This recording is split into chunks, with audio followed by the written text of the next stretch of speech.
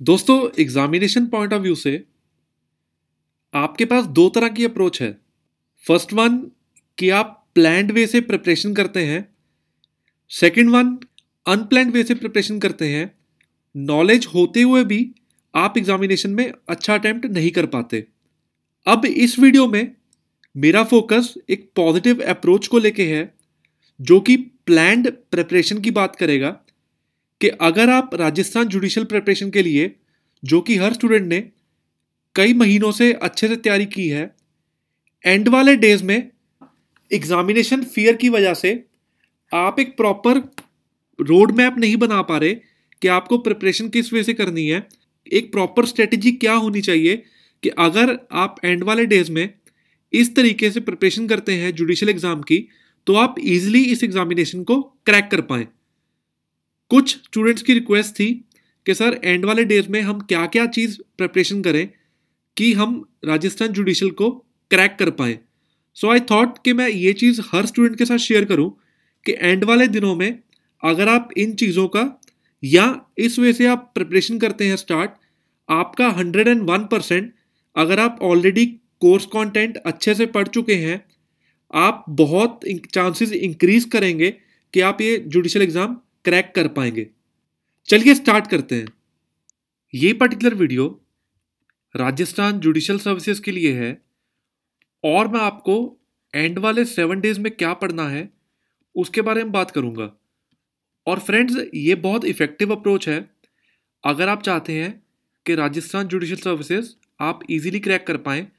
आपको इस पर्टिकुलर तरीके से पढ़ना चाहिए जो कि इस वीडियो में बात करूंगा, और ये काफ़ी फ्रूटफुल होगा आपके लिए क्योंकि हर चीज़ ऑटोमेटिकली अच्छे तरीके से प्लान्ड मैनर में कवर होगी। चलिए स्टार्ट करते हैं।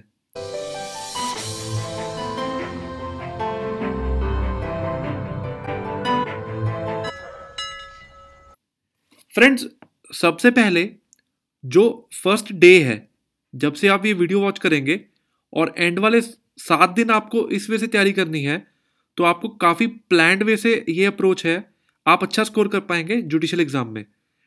फर्स्ट डे आपको वो पढ़ना है जो आपको नहीं आता। आई मीन आपने अभी तक जो चीज़ें नहीं कवर की उनको आप एक बार गो थ्रू करो कि आपने ये पर्टिकुलर सेक्शंस या ये पर्टिकुलर चीज़ें आपने अभी तक गो थ्रू नहीं की। और इसमें सबसे पहले आपको मेजर सब्जेक्ट्स करने हैं, देन आप जो स्मॉल एक्ट्स हैं उनको कवर कीजिए ताकि आपका मेजर पोर्शन इफेक्टिवली कवर हो सके और कुछ भी चीज़ मिस आउट ना हो। क्योंकि दोस्तों, इस बार क्या है, राजस्थान में काफ़ी जो लोकल एक्ट्स थे और काफ़ी माइनर सब्जेक्ट्स स्किप कर दिए गए हैं इस पर्टिकुलर एग्जामिनेशन में। तो इफेक्ट इसका ये होगा, जो सिलेक्टेड नंबर ऑफ सब्जेक्ट्स हैं उनका प्रपोर्शन इंक्रीज होगा, जिससे हर सब्जेक्ट की वेटेज इंक्रीज होगी एग्जामिनेशन में। तो ये पॉइंट हर स्टूडेंट टू स्टूडेंट वेरी करेगा क्योंकि it could be a chance कि जो सेक्शंस स्टूडेंट 1 ने किए हैं मे बी स्टूडेंट 2 को वो चीज़ें ना आती हों। और अगर स्टूडेंट 3 को ही है जो इफेक्टिवली सब रीड कर चुका है, देन इफेक्टिव स्ट्रेटजी ये होगी जो मैं सेकेंड डे से काउंट कर रहा हूँ। इट इज़ रिगार्डिंग कि आप जब एक बार देख लेते हैं कि आपने ये सेक्शन नहीं कवर किए, और मेनली अभी का फोकस ये है एंड वाले पॉइंट पे कि आपको अब जो पॉइंट है अंडरस्टैंडिंग वाला टाइम निकल चुका है, तो आपको बेयर एक्ट्स पे फोकस डालना है, कहाँ पे क्या चीज़ें यूज़ की गई हैं, कौन से वर्ड्स हैं, और ये चीज़ें आपकी बहुत जल्द कवर होंगी बेयर एक्ट से, इंपॉर्टेंट कीवर्ड्स और section numbers, right. Second day आपको वो चीज़ें रिवाइज करनी है जो आप ऑलरेडी आज तक पढ़ चुके हैं।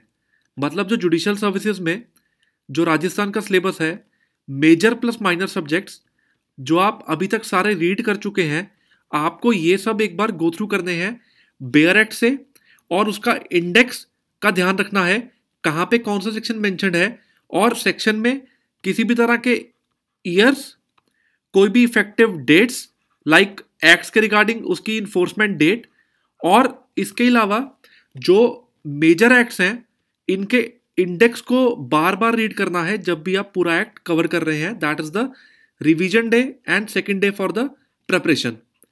और फ्रेंड्स, जो थर्ड डे है, क्योंकि जो अपनी मेमोरी है वो ज़्यादा दिन स्टोर नहीं रहती चीज़ें, तो आपने जो फर्स्ट डे इफेक्टिवली रीड किया, जो आपने अभी तक नहीं पढ़ा था, that revise it on the third day, ताकि वो चीजें आपको अच्छे से याद हो पाए और आप उनको रिवीजन कीजिए।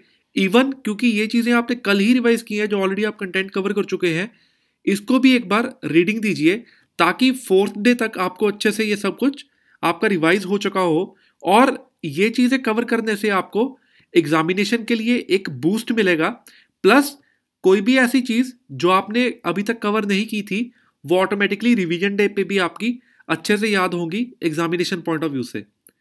और फ्रेंड्स, जो फोर्थ डे है, आपको इस चीज का ध्यान रखना है कि आपने जितने भी सब्जेक्ट किए, राइट, तो हमें देखना है कि लेट इट बी आपका ये एग्जामिनेशन डे है। एग्जामिनेशन डे के एक दिन पहले आप सब कुछ रिवाइज नहीं कर पाएंगे, बट अगर सब कुछ रिवाइज करना चाहते हैं, इसकी एक स्ट्रेटजी है। वो स्ट्रेटजी है कि जब आपने सारे ये एक्ट्स पढ़े, उन सब का आपको एक बार ओवरव्यू मिल चुका है। डे 1 पे, 2 पे आप रिवाइज भी कर चुके हैं। अब डे 4 पे फोकस आपको ये डालना है, यहां से सेक्शन नंबर रीड करो, उसका कोई इंपॉर्टेंट कीवर्ड या इंपॉर्टेंट सेक्शन आपको बेयर एक्ट के इंडेक्स पे मेंशन करना है। इंडेक्स पे मेंशन करने से ये होगा, इसका इफेक्ट मैं आपको बताता हूं एंड वाले डेज में क्या होगा।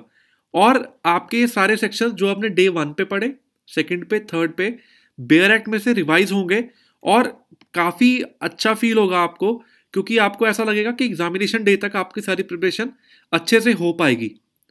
अब जो फिफ्थ डे है, आई वुड सजेस्ट कि आपको जो मेजर सब्जेक्ट्स हैं, इनके फोकस थोड़ा ज़्यादा करना है, बिकॉज इनकी वेटेज ज़्यादा है।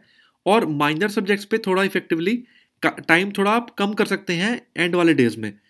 मान के चलिए आपने मॉर्निंग 7 AM से तैयारी स्टार्ट की और 9 PM तक इफेक्टिवली आप पढ़ रहे हैं, जिसमें से 14 आवर्स में से जो आपका प्रॉपर जो स्टडी होगा, that will be for around 10 to 11 hours.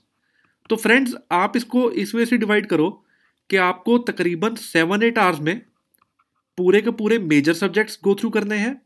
और इनमें जो इंपॉर्टेंट सेक्शंस हैं, जैसे इन्वेस्टिगेशन, इंक्वायरी या ट्रायल, तो इन्वेस्टिगेशन का एक बार ओवरव्यू, इंक्वायरी का एक बार ओवरव्यू, चार्ज फ्रेमिंग का एक बार ओवरव्यू, जो एविडेंस एक्ट है, इसमें आपको एक बार सेक्शंस की जो लिंकेज है, जैसे अगर आपको सेक्शन नंबर 5 याद है, 6 याद है, ओकीजो याद है, आपका मोटिव प्रिपरेशन कंडक्ट आपको याद है सेक्शन 8 में, सीक्वेंस एकदम से याद रखना है कि कहाँ पे क्या गिवन है as far as the major subjects are concern. Likewise Indian penal code में जो सबसे इंपॉर्टेंट सेक्शंस हैं, उनके जो ईयर्स हैं या जो डेट्स हैं, जो आपको मैंने बताया कि आपने बेयर एक्ट पे सब मार्क करना है, ये सब रिवाइज करना है फिफ्थ डे पे। और मेजर सब्जेक्ट्स को ज़्यादा टाइम, माइनर का एक बार ओवरव्यू, जो छोटे सब्जेक्ट्स हैं जैसे कि कोई रेंट एक्ट, राइट, तो आपको ये स्टडी करना है फिफ्थ डे पे। अब जो सिक्स्थ डे है, that is 2 days before the exam, मतलब मैं 7th यहाँ पे इन बिटवीन लीव कर रहा हूँ। मान के चलिए आपका एग्जाम इस डेट को है और आपके पास अभी इन बिटवीन एक दिन है। तो फ्रेंड्स, जो आपने ये 4-5 दिन प्रिपरेशन की है, 6th डे पे आपको सिर्फ बेयर एक्ट के इंडेक्स गो थ्रू करने हैं। और आप ऑलरेडी यहाँ पे मैंने आपको बताया कि आपको बेयर एक्ट के इंडेक्स पे इंपॉर्टेंट चीज़ें लिखनी चाहिए, ताकि आपको इसका इफेक्ट ये होगा कि आपने जब सब कुछ रिवाइज किया, आपको सारा कुछ बेयर एक्ट इंडेक्स पे रेडी मटेरियल मिलेगा। आप इफेक्टिवली अच्छे से पढ़ सकते हैं विदाउट एनी फियर। आपने इंपॉर्टेंट चीज़ें मार्क कर रखी हैं ऑलरेडी। मेरा फोकस ये है कि आप इस दिन बेयर एक्ट इंडेक्स के साथ कोई भी केस लॉज हैं, रिसेंट लैंडमार्क तो ऑलरेडी बहुत सारे प्रोवाइड किए गए वीडियोस के थ्रू और व्हाट्सएप ग्रुप में। अब यहाँ पे आप जो लेटेस्ट जैसे 16, 2017, 2018, इनके एक बार केस लॉज गो थ्रू करो कि इफेक्टिवली किस केस में क्या चीज़ की डिस्कशन की गई है। तो ऑटोमेटिकली आपका जो रिसेंट कंटेंट, ये चीज़ें भी कवर हो जाएंगी। और जो लास्ट डे है, यहाँ पे दोस्तों ज़्यादा नहीं पढ़ना, because that will create a burden on your mind कि ये चीज़ें याद हो रही हैं या नहीं हो रही। बट जब आप इतना अच्छे से प्रॉपर वे से इसको प्लान्ड वे में प्रिपरेशन करेंगे, अगर आप लास्ट डे फ्री रखते हैं, आप एग्जामिनेशन डे पे काफ़ी फ्रेश फील करेंगे और फ्रेश माइंड से एग्जामिनेशन देना आपकी आउटपुट इंक्रीज करेगा। फ्रेंड्स, होप आपको वीडियो अच्छा लगा। अगर आपको वीडियो अच्छा लगा, आप इस चैनल को अपने दोस्तों के साथ शेयर कीजिए ताकि उनको भी हेल्प मिल पाए। Thanks a lot.